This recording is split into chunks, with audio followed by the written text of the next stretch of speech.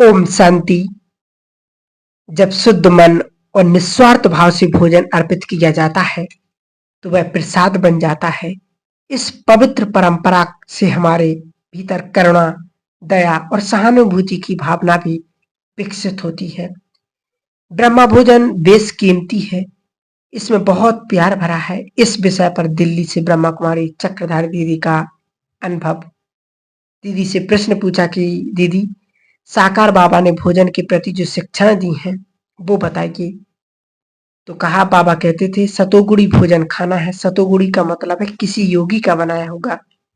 ज्यादा चटपटा या बासी भोजन भी तामसिकता की श्रेणी में आता है। जब ट्रेन में हम खाते हैं, अनेकों की दृष्टि उसमें जाती है। मनुष्य की मनोस्थिति का प्रभाव दृष्टि से आता है। हमारा भोजन इतना शुद्ध हो कि ऐसे वैसे किसी की भी दृष्टि ना पड़े। बनाया भी बाबा की याद में और खाया भी याद में। बाबा अपना अनुभव सुनाते थे कि बच्चे, ये तन बाबा का है। बच्चे, ये साकार बाबा जब खाता है तो स्वयं नहीं खाता, तन उसका है ना। तो बाबा मुझे गिट्टियां खिलाता है, कभी मैं नटपटाता हूँ, लेकिन फिर मुझे पकड़ कर बड़े प्यार से खिलाता है। बाबा हमें सिखाते थे कि आप भी ऐसे नहीं कहो हम खा रहे, कहो कि बाबा मुझे खिला रहे हैं। दूसरी बात, बाबा कहते थे जब बनाओ तो भोजन का भोग जरूर लगाओ। बाबा ने यहाँ तक कह दिया है कि नियम और मर्यादा से बने हुए भोजन का जिस किचन में भोग लगता है, उस किचन में दाल रोटी कभी खत्म नहीं होगी। सदा किचन में भोजन भरपूर रहेगा। जब भोजन खाओ तब भी पहले बाबा को स्वीकार कराओ। ऐसे नहीं भोजन आया और खाना शुरू कर दिया। बाबा कहते लाल मिर्च बाबा नहीं डालने देते थे। कहते थे बच्चे, तामसिक चीजें नहीं खाओ। सी सू भी करते हैं और खाते भी हैं। जब खाओ तब सोचो ब्रह्मा भोजन खा रहे हैं, बाबा का दिया भोजन खा रहे हैं। ऐसे प्यार से खाना चाहिए। फिर दीदी से पूछा कि दीदी, बाबा ने यज्ञ में बैगरी पार्ट भी दिखाया और 56 प्रकार के भोग भी खिलाए। इससे बाबा क्या सिखाना चाहते थे? तो कहा, बाबा सिखाते थे कि 56 मिल जाए तो भी स्वाद के वशीभूत ना हो, और जितना आपका शरीर स्वीकार करता है उस अनुसार भोजन लीजिए। ऐसे नहीं कि ये भी खा लूं वो भी खा लूं। वह भी समय हमने देखा, एक पाव दाल और 250 लोगों का भोजन। अरहर की दाल होती थी, बहुत ज्यादा पानी ही पानी होता था। दाल बहुत थोड़ी होती थी, छौंक लगाकर बनाई जाती थी, बड़ी अच्छी लगती थी। बाबा कहते थे ठीक छौंक लगाओ। बाबा स्वयं रसोई में खड़ा होता था। कभी कभी कोई रोटी बनाते थे तो उनकी रोटी गोल नहीं होती थी, तो बाबा कहते थे नहीं, खाना बने तो सुंदर और अच्छा बने। स्वयं बेल करके दिखाता था। सिंधी रोटी में थोड़ा सा घी लगाता था, उसको लपेटकर नरम नरम रोटी बनाता था। ऐसे बाबा सिखाते थे। फिर दीदी से पूछा, आजकल यज्ञ के भोजन में और उन दिनों के यज्ञ के भोजन में किस प्रकार का अंतर है? तो दीदी ने कहा, अंतर की कोई बात नहीं। एक समय था कि यज्ञ के वक्त से ही भोजन बनाते थे। फिर धीरे धीरे पार्टियां ज्यादा आने लगी। कोई कानपुर से आए, कोई पंजाब से आए, कोई दिल्ली से आए, तो टर्न होता था कि आज भोजन की सेवा दिल्ली जॉन की, फिर पंजाब जॉन की, फिर पटना जॉन की, ऐसे टर्न होती थी। लेकिन बाबा खड़े होकर के देखते थे क्या बनाना है। वह भी बाबा की आज्ञा होती थी। मम्मा भी बताती थी क्या बनाना है। बाबा आकर के देखते थे, मम्मा आकर के देखती थी। जब कोई भी सब्जी बनती थी तो बाबा ने बनाने वाले को आज्ञा दी हुई थी कि बाबा को भोग लगने से पूर्व और बच्चों को परोसने से पूर्व उसको थोड़ा सा चख करके देखना चाहिए, ताकि खाते समय किसी को ये ना आए कि भोजन ऐसा है वैसा है। खाते समय ऐसा लगे कि हम भगवान का भोग खा रहे हैं। सब चीजें उचित मात्रा में होनी चाहिए। अब 20-25 हजार का खाना बनता है तो वैरायटी हाथ तो लगेंगे ही। हजारों का खाना बनने में थोड़ा रस स्वाद में फर्क आ जाता है। उस समय खाने में बड़ी रसना आती थी। जैसे बहुत स्वादिष्ट, भले सादा होता था लेकिन बाबा के प्यार में, याद में बहुत अच्छा लगता था। उस समय के भोजन में और आज के भोजन में यही अंतर है। उस समय मुझे कभी-कभी ऐसा होता था कि सुबह खाया, कब शाम आएगी फिर भोजन खाएँगे। ऐसे सुबह से शाम का इंतज़ार रहता था और किसी सेंटर पर भी चले गए तब भी मुझे होता था कि कब शाम आए, दोबारा भोजन मिले। बहुत प्यारा लगता था, अभी भी अच्छा लगता है। फिर पूछा दीदी बाबा का भोजन कैसा होता था? तो कहा बाबा का भोजन सिंपल होता था। मान लीजिए बाबा सुबह दूध लेते तो दूध में केसर डाल देते थे। बाबा थोड़ी सी चाय लेते थे लेकिन ज्यादा काली चाय, काली वाली नहीं, अच्छे दूध वाली चाय लेते थे। खाना तो हमने बाबा के साथ कई बार खाया। बाबा की पतली पतली फूली फूली रोटी होती थी, छोटी रोटी होती थी, बिल्कुल छोटी सी नहीं, ठीक होती थी। जब भोली दादी बनाती थी तो बड़ी होती थी, पतली पतली नरम होती थी। एक रोटी या ज्यादा से ज्यादा 1.5 रोटी खाते थे। छोटी होती तो 1.5 खाते थे, इससे ज्यादा नहीं खाते थे। मान लीजिए परवल बने तो परवल सूखा भी बना, परवल भरवा भी बना, परवल रसे वाला भी बना, छिलके वाला भी बना। ये 4 प्रकार की सब्जी हो गई। एक ही परवल लेकिन उसकी वैरायटी हो गई। बाबा वह थोड़ी वैरायटी लेता था। ऐसे नहीं वैरायटी सब्जियां लाओ, एक ही सब्जी की वैरायटी हो जाती थी। तो उसी की वैरायटी करके बाबा खाता था। इतने प्यार से खाता था कि हम लोगों को सीखने को मिलता था कि खाना खाओ तो कैसे खाओ। बाबा बच्चों की तरह प्यार से एक एक गिट्टी को ऐसे लगा लगा करके बड़े प्यार से खाता था, क्योंकि ईश्वर के यज्ञ का खाना है। बाबा कहते थे जो ये कड़वी वेस्ट करते हैं उन्हें कड़ को घड़ा करके देना पड़ता है। बाबा के बच्चों ने दिल से ईश्वर के यज्ञ में डाला और ईश्वर ने इतना करके दिया, तो यह बेशकीमती भोजन है। इसमें प्यार भी भरा है। बाबा की खुराक ज्यादा नहीं थी। बाबा 11 बजे नाश्ता लेते थे, जैसे कोकी और पनीर, कभी पकवान और दाल ले लिया, या कभी छोटी छोटी पूड़ी और जीरे वाले आलू ले लिए। ऐसे बाबा के नाश्ते की चीजें होती थी। बहुत हल्का नाश्ता होता था। पकवान है तो एक पकवान या 1.5 पकवान ले लिया। दोपहर के भोजन में कभी दाल हो गई, सूखी सब्जी हो गई, चावल थोड़ा सा, बस यही होता था। और दिन में फल लेते थे। साकार बाबा जब खाते थे तो सिर्फ बाबा को भोग लगाते ही लगाते थे। उन्हें फल थोड़ा बड़ा बड़ा पसंद आता था। बाबा कहते थे बेहद का बाबा है ना, तो बेहद के बाप को भोग लगाऊंगा तो बेहद की चीज चाहिए। फल बड़ा बड़ा होता है और कटा हुआ, तो बहुत साफ सुथरा होता था। हर कोई बाबा का फल नहीं काट सकता था। निश्चित होता था वह ही काटता था। बाबा का जो खाना बनाती थी उसको बाबा की याद दिलाता था। बच्ची बाबा की याद में खाना बनाओ।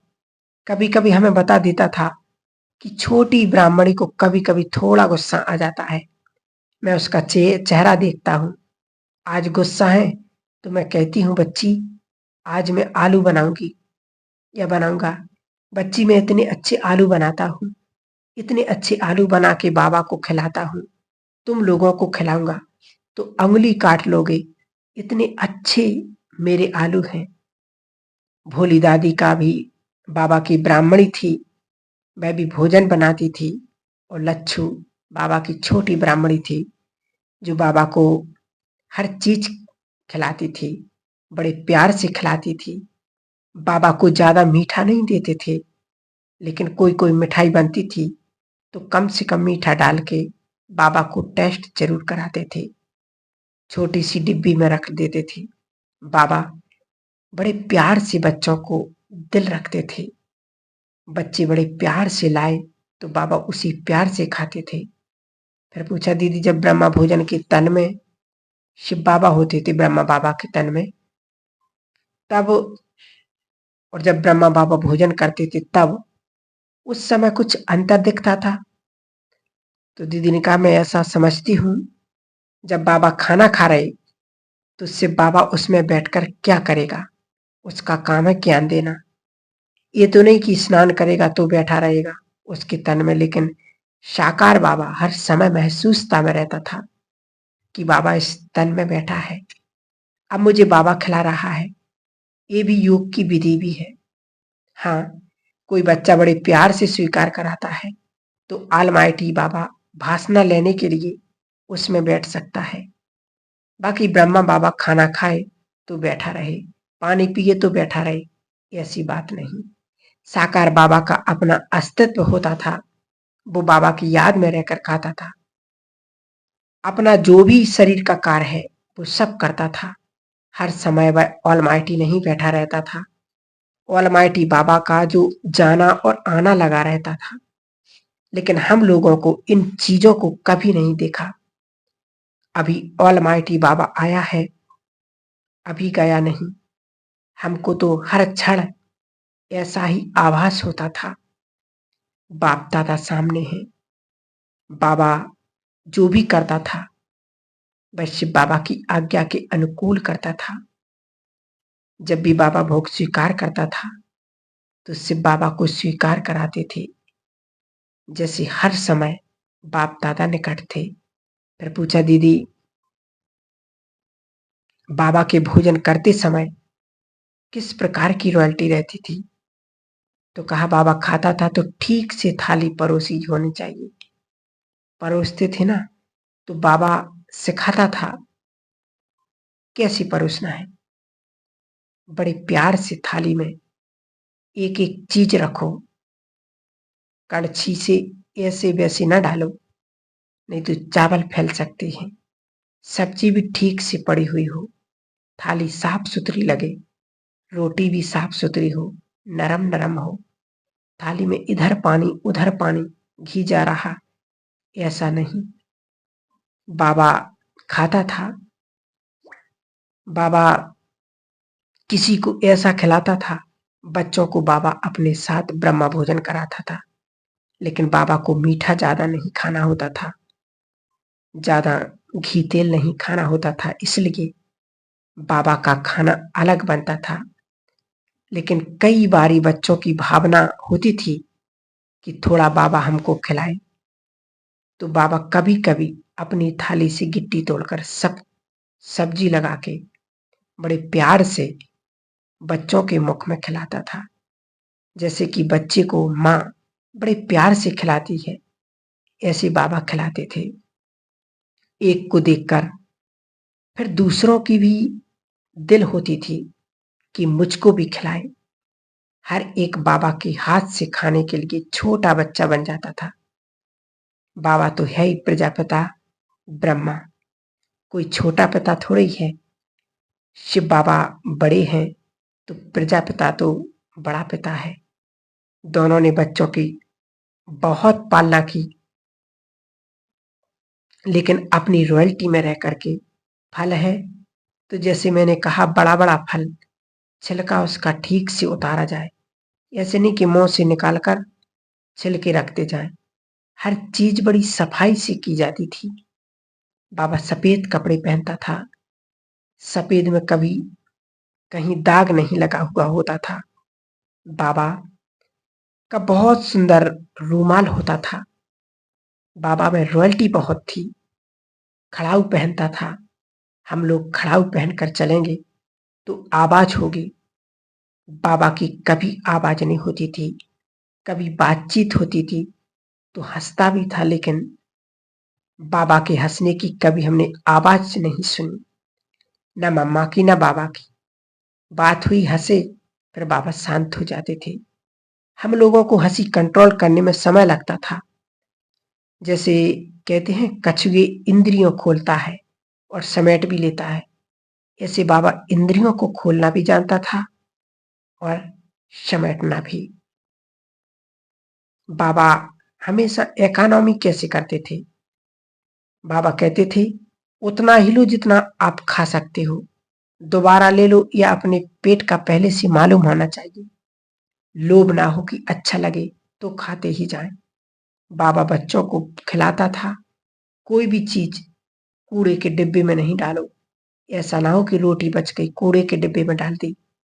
300-400 का संगठन है, तो कभी कभी सब्जी स्वादिष्ट बनी तो कोई कहता था आज तो मैं 3 रोटी खा लो, और नहीं स्वाद लगी तो 2 रोटी खाएंगे। इससे रोटी या तो बच जाती थी या खत्म हो जाती थी। तो बाबा कहते थे यज्ञ में ना कम होना चाहिए ना बचना चाहिए। इसलिए एक बार ऐसा सिस्टम रखा जिसमें जितनी खानी है बोर्ड पर अपने नाम के साथ रोटी लिख दो। हम 2 खाएंगे या 3 खाएंगे, ताकि उतनी रोटी बन सके। इस प्रकार बाबा ऐसे सुंदर सुंदर नियम बनाते थे। फिर पूछा कि बाबा दीदी, यदि परिवार में और लोग प्याज लहसुन खाते हैं और हम नहीं खाते तो क्या उसका पाप लगता है? तो देखो, जिसने खाया वो उसका कर्म है, वो उसके ऊपर है। लेकिन हम तो बाबा की श्रीमत पर चल रहे, तो हमारा पुरुषार्थ अच्छा हो रहा, हम उस पाप से बच गए। इसलिए कोई क्या कर रहा उससे हमें मतलब नहीं, हमें अपने पुरुषार्थ को देखना है। ओम शांति।